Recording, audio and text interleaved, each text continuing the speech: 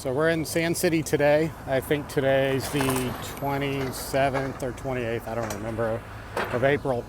And there's a project that has been in the works forever, for decades. You know, on again, off again, never really got there. There was a boatload of work from development agreements, working with environmental groups, and just getting everything approved.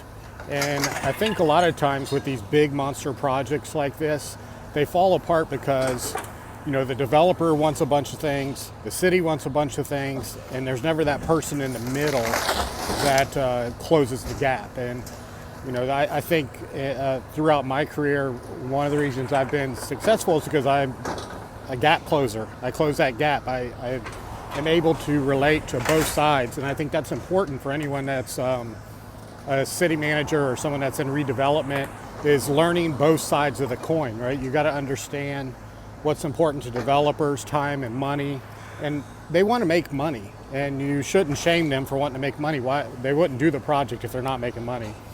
But then on the other side, you know, there's things that the city needs to protect in terms of revenues, resources that are going to have to be allocated for these projects. But here in Sand City, we have this project called the South of Tioga project, and it's on 10 acres. And as of today, today's a huge day for the city. Demolition has started on the 10-acre parcel. This is something that people here in Sand City have been waiting forever to see. The project has a 200-plus hotel, first hotel in Sand City. It has 2 to 3 residential towers that are going to bring almost 400 units. So the population increase to Sand City is going to be almost 800 new residents. Sand City's got a small population already, but it's going to triple our population. So when you're, it's pretty crazy to see this happening. I don't know how long people here in Sand City have waited for this to happen. But this project site's basically been a series of probably, 20 abandoned warehouses in the area. It's right next to the beach. You literally can see the ocean from here. And now this project is fully underway. It's going to be pretty exciting to see it come out of the ground and how it's really going to transform the city. A couple more thoughts on this. You know, the reason you, as a city manager or a redevelopment person, you go to bat for projects like this, not just because it's cool to have a big project, and this is a big project. This might be one of the biggest redevelopment projects, definitely the largest redevelopment project, mixed-use project in Sand City's history, but also this might be one of the biggest redevelopment projects in the Monterey Peninsula. If it's not, it's definitely close to one of the biggest projects, redevelopment projects in this peninsula, in this area here in Monterey. But what I was getting to is, you support projects like this because, you know, of course they're removing blight, they're doing some really exciting things, but they're also bringing all of these new residents to your city. And all those people, from a city's perspective, spend money in your city. They support your city, they talk about your city, especially if you're doing cool stuff like we're doing here in Sand City. You all of a sudden just added 800 new marketers for your city. I mean, of course there's challenges, you know, there's more people to complain, there's more people to want things, but that just comes with the territory. But, you know, a project like this, I mean, yeah, it creates new sales tax revenue, but it also increases property values, which here might be a bad thing because it's not so expensive in California, but it just increases the overall success of your city. So I'm a big supporter of redevelopment projects and doing them well and doing them right. And I think we may have got this one right here. So good job, Sand City. All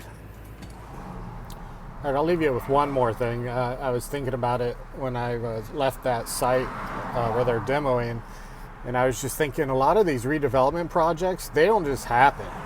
So if you're a city manager or a redevelopment director, you know, how I get a lot of these projects done, if you really want to know, is I'm calling people all the time. I'm calling property owners.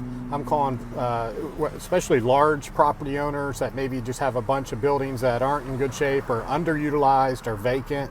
I'm calling them all the time and giving them our story, our sales pitch, and, you know, the better you can get at being a powerful storyteller, the more redevelopment is going to happen at a faster pace. So, I think that's another reason I have been successful is I'm really strong and practice my ability to storytell what's going on in our city and the initiatives that we're doing. And a lot of times you can go down there to the city or in your downtown and it's deader than a doornail, but you can tell a very passionate story about what you're doing, where you're heading, the things that you're working on, and people will buy into it.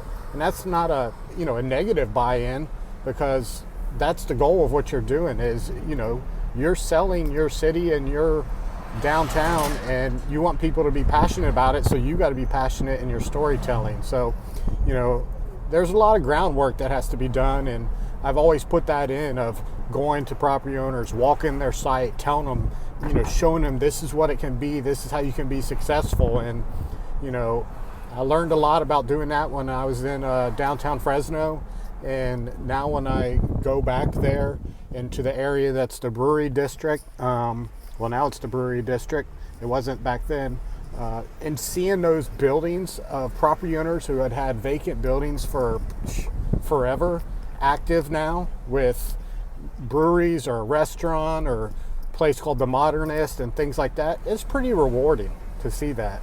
So I would say don't give up on those things, but you got to be willing to go leave your desk, get out of the office, and go do the footwork and pound the concrete to get some of these projects done. So that's how I do it. That's a little snippet of how I do it. Thanks.